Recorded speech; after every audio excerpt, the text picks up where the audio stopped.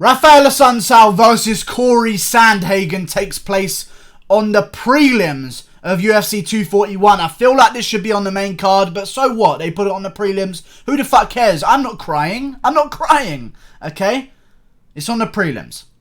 So I don't know how I feel about that, but it's a good fight. It's a really fucking good fight at bantamweight to decide who might be next in the title picture. Okay? Assuncao still holds that ranking. And it's a very high ranking. And Cory Sandhagen coming off a big win over John Lineker. A lot of people seem to think that because you're not snapping a guy's head back in the John Lineker fight, a lot of people seem to think that John Lineker won. I don't see that, man. I really don't see that. I saw Cory Sandhagen completely outstriking him. I saw Lineker coming forward, maybe landing one shot that glanced off the shoulder. And Sandhagen, by the time Lineker had got to him, had already landed 5 jabs. You know what I'm saying? I don't know how people saw that for Lineker. Either way, it was a split decision. Oh well, I thought Cory Sandhagen won quite clearly. 2-1 on rounds. I feel like he's going to beat Raphael Assuncao as well. Okay? And this is a risky decision again. This is the card for me of risky decisions. I've gone Stipe Miocic. Okay? I've gone Paulo Costa. I've gone Cory Sandhagen. It's rough for me. If I pull this off, boys, this is a card predictor of the ages. Okay? Cory Sandhagen gets the job done. I don't think he gets it finished, but I think he goes in there and he picks apart Assuncao for 3 rounds. And I feel like Assuncao, he's coming off a big, harsh loss to Marlon Moraes against a guy who he beat before. What does that tell you? It shows you that Marlon Moraes improved because he's the younger guy and Assuncao stayed the same. He's an old guy. And I know 37, you may look at, oh, well, Woodley's 37. He still kind of has it. You know what I'm saying?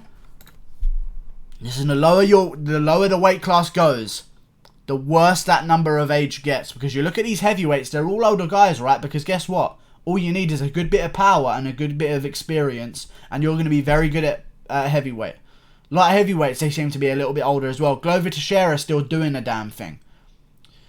When you're a smaller guy, and the attributes of your division, and the thing that sets your division apart from every other division, the lower and lower you get, is your speed, is your timing, is your reactions, and is your cardio and pace. Age really affects you. Okay, and with 37 years of age, he's given up about 10 centimeters in reach. He's given up height. I feel like Cory Sandhagen's going to possess the style to TJ Dillashaw-esque Raphael Assuncao. If TJ Dillashaw can play the range game and output Raphael Assuncao, Cory Sandhagen, I feel like with all of his increased benefits, is going to be able to do the exact same thing. If it goes to the ground, Cory Sandhagen's very good there as well. And he doesn't tap. He doesn't tap. I've seen him in that armbar. He just doesn't tap. He finds a way out of it and survives. I feel like he's going to tag up Raphael Assuncao. Raphael Assuncao also does this thing where he dips his head. And against a taller fighter, Dan Hooker's taught us this very well. Dan Hooker has taught us this very well.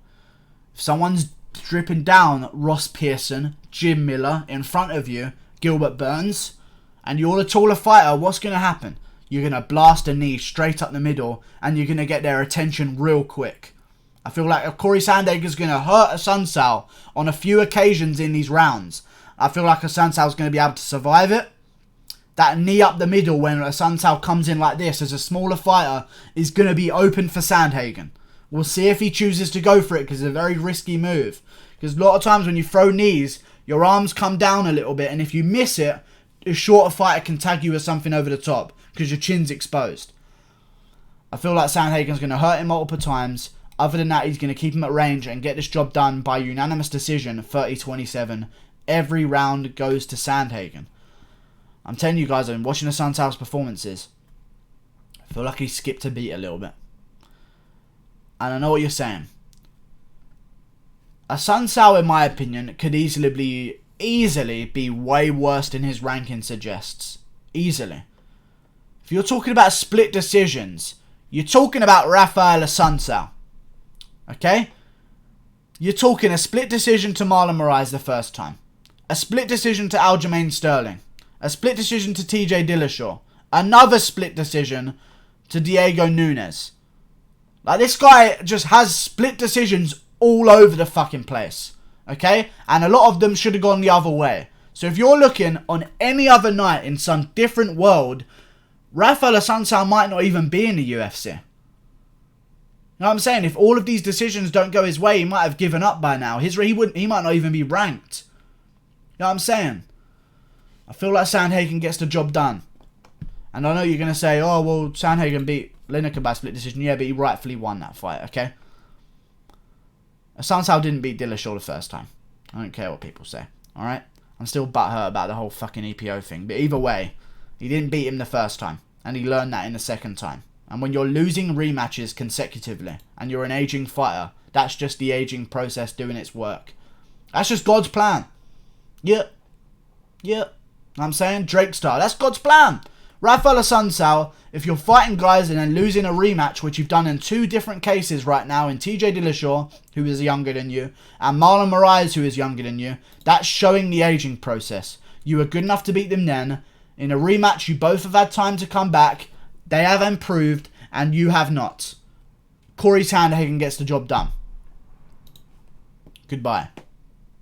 Like and subscribe. I think I covered everything. I kind of blacked out in the middle of that video. I feel like I'm leaning on the left constantly. And do you want to know why? It's because of this button right here. I need to make space for it. So click it. And this button right here to check out a recent video. I can't believe I've become that much of a YouTuber. See you later, guys. Goodbye.